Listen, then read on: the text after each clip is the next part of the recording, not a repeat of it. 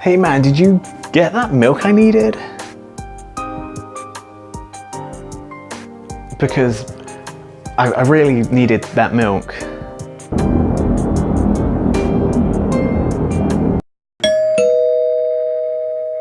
Hello everyone, I'm Chris Mazzillo, Shenron's son, and this is a look at Dragon Quest XI. For those of us in the West who may not be familiar with it, Dragon Quest is one of those sort of mysterious beasts on these varied shores, because, well, it wasn't ever really released over here, and was originally kind of mainly known as Dragon Warrior. Needless to say, it's been one of the two big daddies of JRPGs since the 80s, and has battled it out with Final Fantasy for many years. For us in Europe, however, well, the first time we ever actually saw a Dragon Quest game was Dragon Quest VIII, The Cursed King, Journey of. It's great. Dragon Quest XI is the third game that's actually been released within Europe within like a reasonable time frame of its original counterpart release in Japan. So let's take a look at it. Your journey starts out in your generic happy-go-lucky town filled with smiling citizens literally dancing in the street, all the while a mysterious baby lurks over yonder. As always, everything goes wrong and everyone you know and love dies. But it's fine as we time jump forward to the adult you, just as you're about to begin your latest grand quest, climbing a mountain to come of age. Spirits, hear me, for I have come of age. That's great and all, but was there anything else? No, that was kind of it, really. Except it's a silent protagonist, so it'd probably be more like... Did you need anything? Please leave. What if I take a tumble and do myself a mischief? Whilst up the mountain, everything suddenly escalates something fierce, and it turns out that you're more than a simple boy. You're...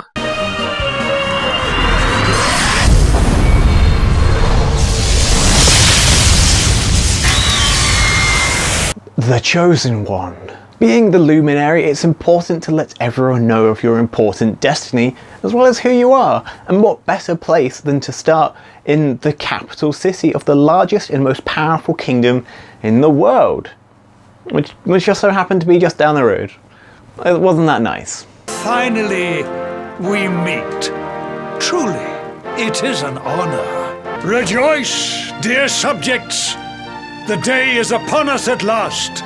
The luminary walks among us once more. Accursed luminary! I know not what your intent was in coming here alone, but whatever your wicked scheme, know that it shall not succeed!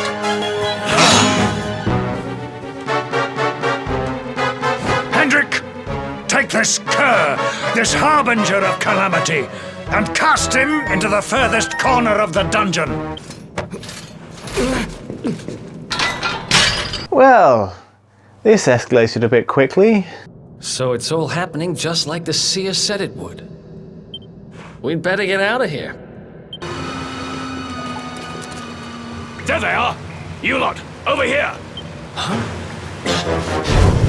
Damn it! We'd better make ourselves scarce. Seriously?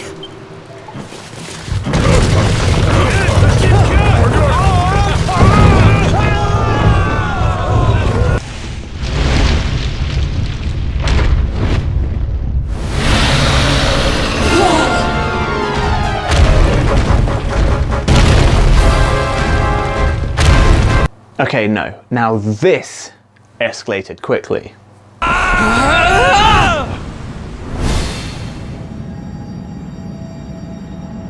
You finally depart on your even grander quest to scour the land, fighting baddies, increasing your power level to collect the 6 dragon orbs to finally summon the Grand Wish Dragon to grant your one and only wish, to bring back the lost race of the Saiyans.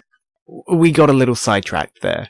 Toriyama's designs aside, Dragon Quest XI's design is both wonderfully bright and adequately downplayed. Main characters are dressed in a manner that sees them fit in with the rest of the world, and they're not bogged down with masses of extras like in other series. These simple designs work surprisingly well, and the cartoony graphics of the game allow for bright colours to fill the screen in the most natural of ways. And this colour extends well beyond just the general palette, and instead seeps into the game's makeup itself, because for ultimately, Dragon Quest XI is a PlayStation 2 game. And I mean that in the nicest possible way, because you see, the PS2 era had some of the most colourful and vibrant and fun games that I seem to mention. Dark Chronicle, Rogue Galaxy, Okami, Katamari, and Dragon Quest VIII. There's something about the PlayStation 2 era video games that's so weirdly romanticized in my head, and Dragon Quest XI almost perfectly embodies that entire feeling. So much of the game is just inherently fun and silly. Oh, blimey, what the heck's that?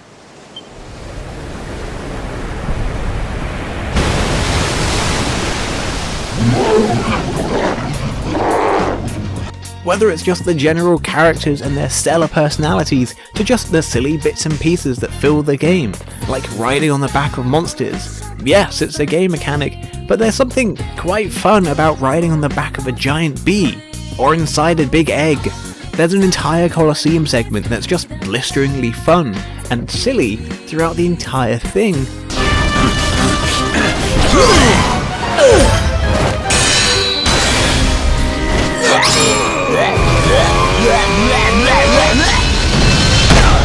And the game has this weird obsession with dancing,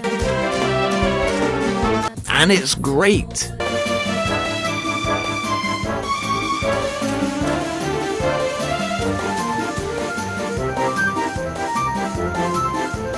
The thing is though, that despite all this funness and feeling like a PS2 game that gives you that warm, snuggly feeling of nostalgia, everything begins to grate on you more sooner or later. The combat is fun, simple, turn-based, simple. It's fun to watch it go from to basically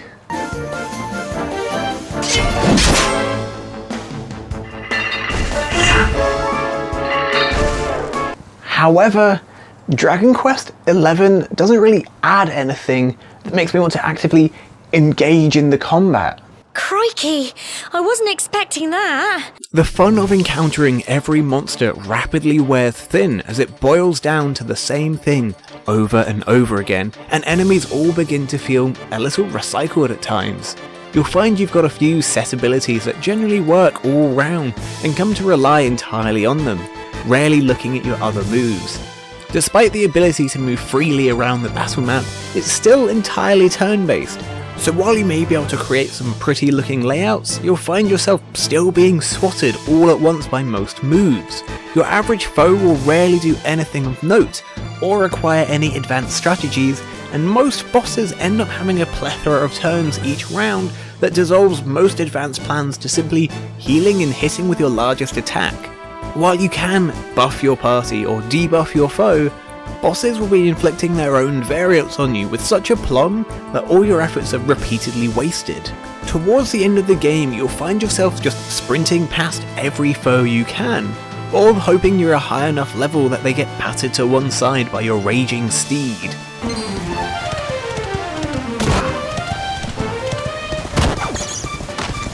Fearing you'd have to deal with yet another battle transition and slow battle's end screen. This has a knock-on effect where bosses begin to get a bit too tough and you're faced with either constantly stopping to fight every creature you come across in increasingly familiar encounters, or just stopping. I'll be honest with you here, I didn't actually finish Dragon Quest XI. It was just too long. At first I was eagerly searching through every single town and every nook and cranny with a fine-toothed comb, trying to find every possible pot I could smash.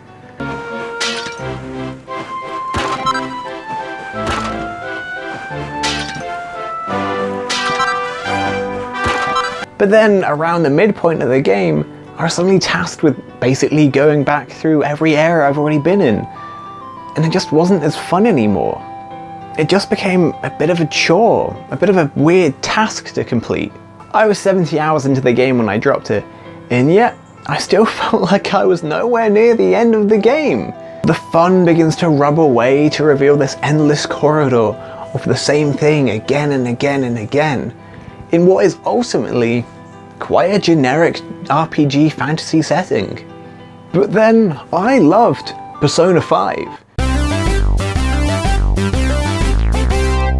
So much so that I played it twice, back to back, in what was ultimately 140 hours of my life.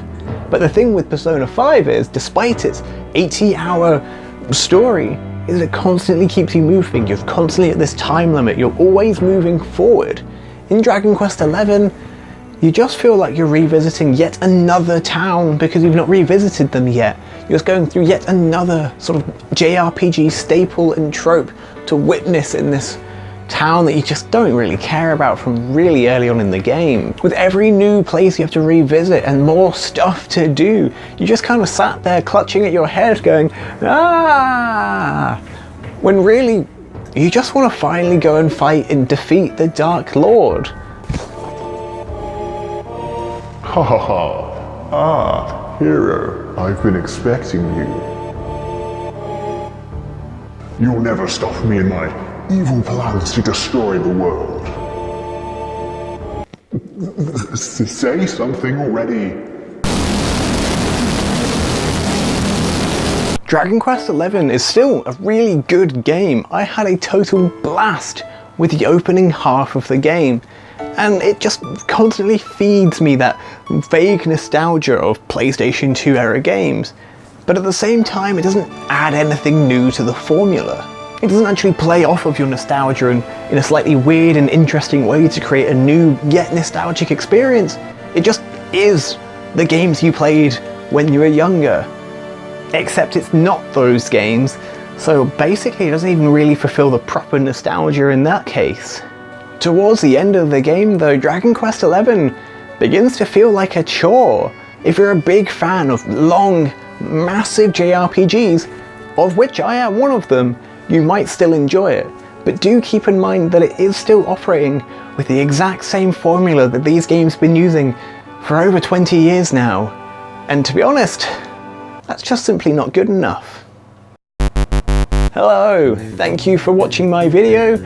If you want, leave a comment with your own thoughts about Dragon Quest XI, that would be rad, or even this video. If you really like the video, like or subscribe, because that's things that people do on YouTube. Also, I do have a website, the link's in the description bit. It's worth looking at that because sometimes I post writings and stuff on there. Also, if you want, there's a video up here looking at Octopath Traveler, which was a game that dealt with nostalgic themes but kind of did it well. And then down here, there's one about Hyperlight Drifter, which again sort of deals with weirdly retro tones but in a modern and different and weird way. Also, if you look here on the subscribe orb on my face, that lets you subscribe. Thank you, and goodbye.